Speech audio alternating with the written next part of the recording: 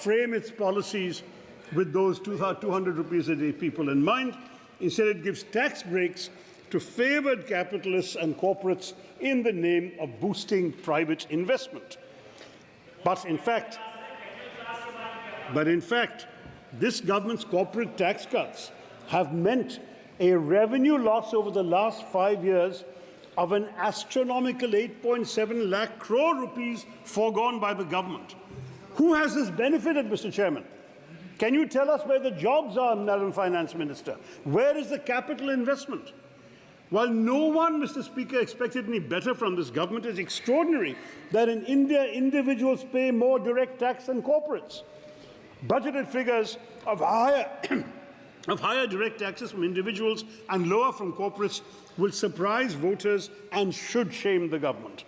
Perhaps they are ashamed since they've stopped even releasing detailed GST revenue collection data, allegedly because their GST collections are so high that they dare not reveal the extent to which the Aam Aadmi is subsidizing this government through regular purchases that they pay GST on, while the government subsidizes a favoured few. But once again, concealing data is a specialty of this government. Remember the PM Cares Fund. During the UPA years, Mr. Chairman, personal income tax was 21% of total tax collection, corporate tax was 35%. Today, the share of corporate taxes out of total tax collection is the lowest level ever at just 26%, while the share of personal income tax in total tax collections has increased to 28%.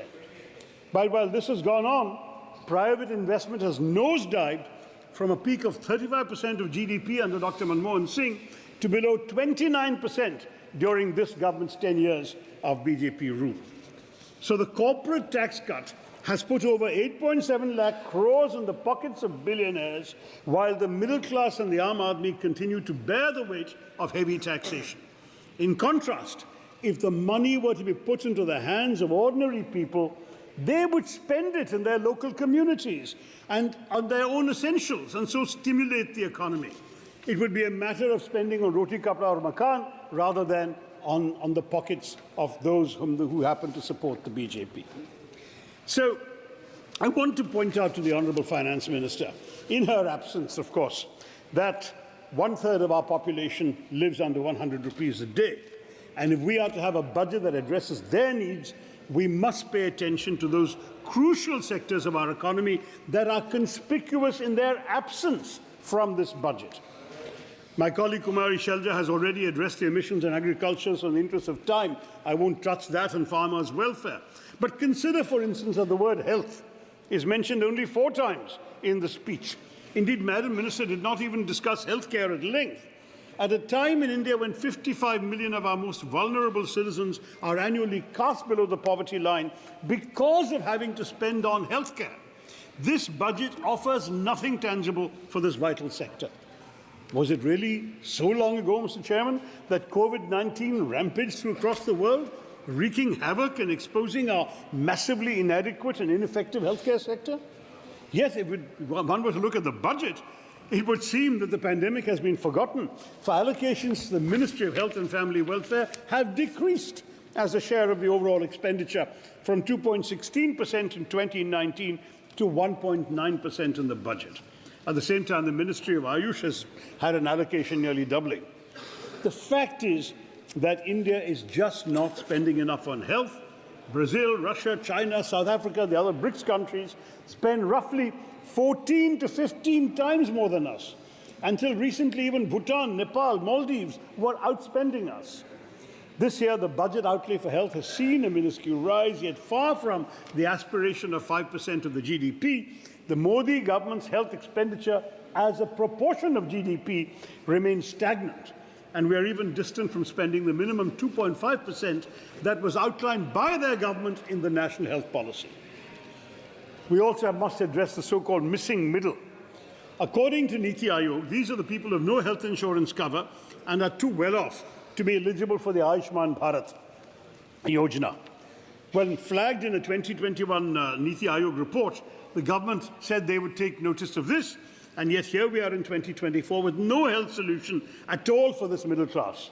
This is highly irresponsible and reflective of our government's inability to afford something as basic as healthcare insurance cover to some of our neediest citizens, offering health insurance to employees at negotiated rates, reducing GST on health insurance premiums, offering such tax benefits as increased exemption limits under Section 80D of the Income Tax Act, could all have been ideas for the Finance Minister to make health insurance far more affordable and accessible, especially for the middle section, the missing middle of our population, which is growing according to the government, but she has completely overlooked them.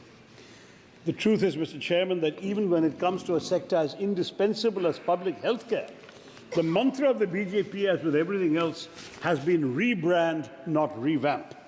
And so you've had India's health and wellness centres, which need more funds and more staff to provide cost-effective treatment to ordinary Indians, regardless of their faith, being renamed Ayushman Arogya Mandirs, casting a secular institution of a secular nation into an overtly religious mold.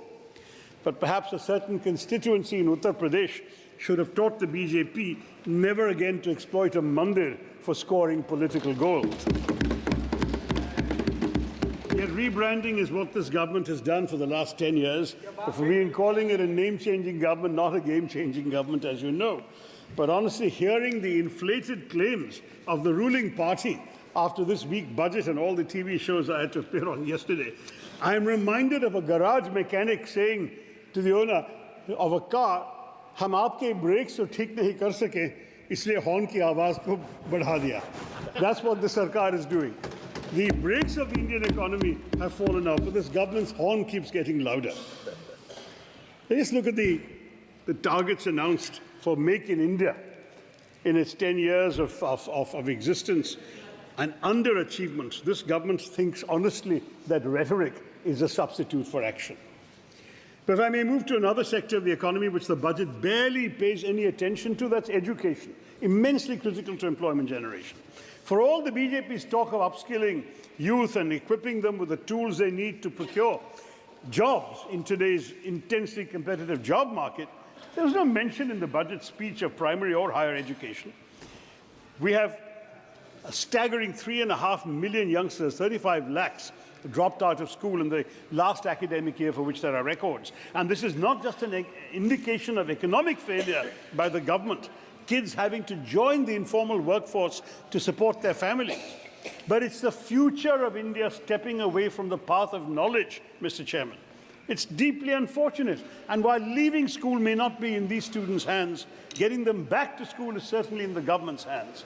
So it's a shame that access to quality and compulsory education has been wholly overlooked in this budget. Education has been allocated a miserly 1.2 lakh crore rupees, which is a 7% decrease from the revised estimated allocation of 23-24. More alarming is the fact that the allocation for the Department of School Education and Literacy as a share of the total budget outlay reduced from 3.16% in 2013-14, the last year that we were in government, when the UPA was there, to just 1.53% in 24-25. And the combined allocations for both the departments have declined from 4.7% as a share of the total budget expenditure in our last year to 2.53% in your so far last year. Now, as a share of GDP, it's even worse. It's a horrifically low 0.36%. The government's own new education policy of 2020 recommends that the education budget should be 6% of GDP. Now, Mr. Chairman, if this Modi government cannot even meet the goals that they set for themselves, then what can we expect of them, Mr. Chairman?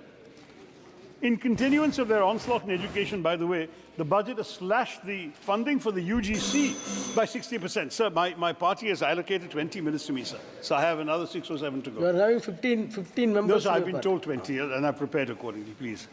But they've slashed the UGC budget by 60%, and fears do abound now that this will reduce the UGC to purely a regulatory agency, encourage universities to start more self-financing courses, creating an additional financial burden on students, and will also make more universities dependent on loans from the Higher Education Financing Agency, a complete transformation in our education environment.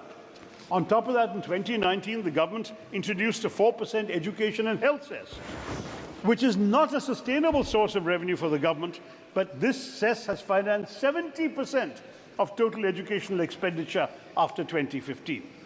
So that is another source of worry. So there's little to cheer on health and education, but should we welcome the government's belated recognition of the worst ever employment crisis in our country in history by their borrowing the Congress Party's proposed apprenticeship scheme and renaming it? No. First, because the exaggerated claims of the government that it added 125 million jobs in its 10 years, including 47 million last year, are completely fake. They include unpaid labor, and even 1 hour's work a week has been counted as a job. Second, because they've diluted our scheme. We had proposed an apprenticeship, which would lead to jobs. They've reduced that to an internship, which is only assistance. They've only restricted to 500 top companies. We had it open-ended. We offered 1 lakh per person. They're offering only 5,000 rupees a month. And on top of that, they're saying 10% from CSR funds. CSR funds are meant for social welfare benefits and not for the companies to spend on themselves.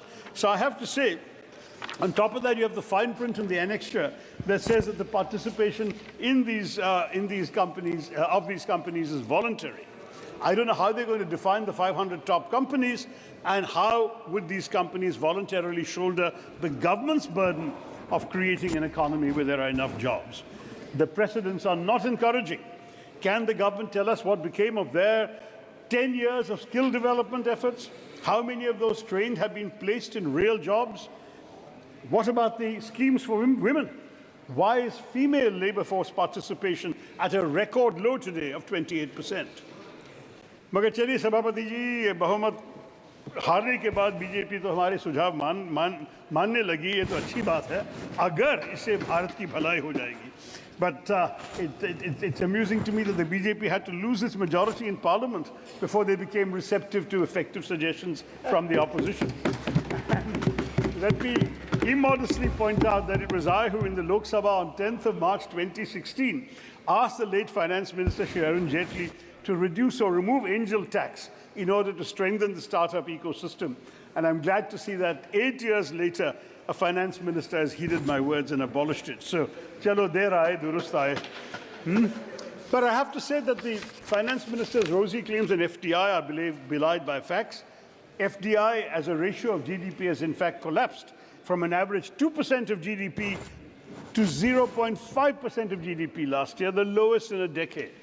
One big reason for stunted private investment is the heightened risk perception of the Indian economy. Foreign companies actually pulling money out of our country. Some $44.4 billion have been pulled out in 23-24. And actual FDI, that is investments minus what they take out, has fallen to 26 billion, which is a 37% drop, according to RBI data, and the lowest number since 2006-07, when the UPA was in power. Similarly, the government's disservice of removing indexation benefits under the long-term capital gains tax is unforgivable, because countless members of the middle class worked tirelessly for years to be able to afford a house or make an investment in real estate to secure a pakka house for their families, and it's no longer a viable investment because you no longer can index the appreciation of that value to inflation, and you will pay a much larger sum as a result. In this example, a couple of minutes more, sir. In this example, we are looking at the government taking more taxes out of the pockets of the middle class, out of people who might even end up losing money in the course of buying and selling a property, which may be the only one that they can afford. So the real worry with all of this is that you're going to see a strong resurgence of cash transactions in purchases of property. It'll bring the real estate economy back into the deadly fold of black money. So much for na khaunga, na khane dunga. I must say, sir, the government keeps boasting of capex and infrastructure, but the fact is that, and it even says it will create jobs in the tourism sector because of this. But the truth is, how can you create jobs or strengthen tourism when your refusal to reduce GST in hotels has made India amongst the costliest destinations? You exhausted 20 minutes already, please. Or indeed boost tourism when everything in the infrastructure we're seeing is collapsing. Terminal 1 in Delhi, the roof has collapsed. Rajkot and Jabalpur, the canopies have collapsed. 5 bridges have fallen in Bihar last month. And Mumbai's Trans-Harbour link, which was inaugurated by the PM in January of this year, has developed cracks. So what the finance minister ought to do is allocate resources to fix our infrastructure rather than boasting about the tourists it will attract. I'm going to wrap up, sir, with just one sad comment further before I conclude, which is the accidents and the failure of the government to implement its own kavach that it's been talking about. We've had grisly and ghastly railway accidents, but the kavach system has only utilized less than half of the money allotted to it in the last budget, and only 1% of the total amount of railway lines that are supposed to have been equipped with kavach have been equipped. So this is pretty shameful, and the budget has glossed over it. Nor did the finance minister mention Manrega, which has been mentioned by others, so I can just say in one sentence that demand keeps going up, but the Modi government keeps reducing its allocations to this. And it's the allocation they've requested now is far short of the amounts requested and required to meet the demands. On top of that, they've deleted job cards. 267% of more job cards have been deleted this year, and the new Aadhaar-based payment system has left 8 million active workers ineligible for payment. This is supposed to be something to help the rural poor. It's actually hurting them, sir. Let me conclude by saying that this budget is a do-nothing, claim-to-do-everything exercise. No matter how much the government ratchets up the mythic vision of a Viksit Bharat and its rhetoric, this is not a budget for a Viksit Bharat. It's a motley collection of schemes without an analytical framework or a coherent spending plan, and no pathway to achieve the boasts and rhetoric of either Amrit Kaal or Viksit Bharat. The government is selling us a penthouse in a building whose foundations are shaky, whose canopy has collapsed, whose lift shaft is yet to be installed, and whose workers are starving. The budget lacks originality, ambition, strategy. We get no answers to the employment puzzle. We get no solutions to education and health, and we don't engage with any of the crises of investment I've outlined today. The budget that India needs and India deserves is much more than a statement of solidarity with the ruling party's political allies. Thank you, Mr. Chairman. Thank you. Mr. Mehtab. Honourable Member Mehtab.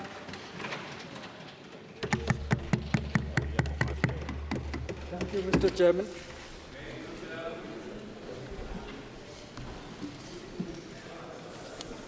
I'll be speaking for the first time after being elected to the 18th Lok Sabha.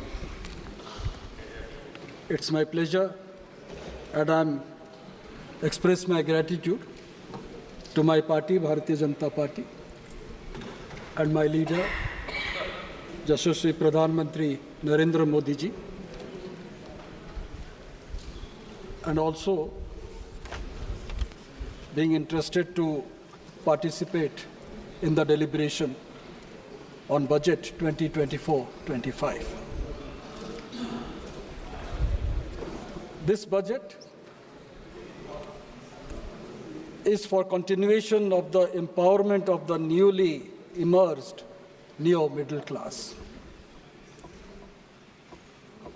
The budget sounds poetry, but filled with political pragmatism. This is a budget that will take the country's villages, poor and farmers on the path of prosperity. The budget exercise is a complex intertwining of political economy, compulsion with multiple policy trade-offs, required to achieve often conflicting economic objectives while constrained by limited revenues. Despite these difficulties, a hallmark of the budget of the past few years has been stability and predictability in approach and outcomes. Key to this continuity is furthering progress on the path of fiscal consolidation.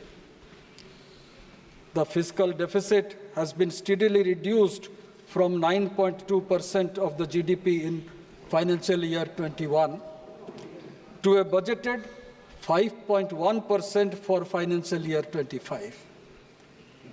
In the interim budget, now it is estimated that the fiscal deficit would be 4.9% of GDP. The earlier financial year 24 fiscal deficit has been 5.6% of 5.8%, 5.6, that's what I got. This demonstrates that the Indian economy has recovered strongly from the pandemic, but sustaining growth to attain Viksit Bharat's goal requires sustained intervention and dealing with several emerging economic and policy challenges. India has achieved higher growth in the post-pandemic period without compromising on financial stability. This year's budget is remarkably different from that of the previous 10 budgets. When the interim budget was presented last February 24, I had said, sitting that side, government is full of self-confidence to form the next government and thereby looking at the long-term picture, unquote. This budget has specifically outlined the developmental programs in the eastern states of the country. Honorable Prime Minister's vision of Purvodaya has been propounded in this year's budget, mentioning Bihar, Jharkhand, West Bengal, Odisha, and Andhra Pradesh. There was a time in not so distant past when this part of the country was feeding the whole of India. It was rich because of its trade and commerce, because of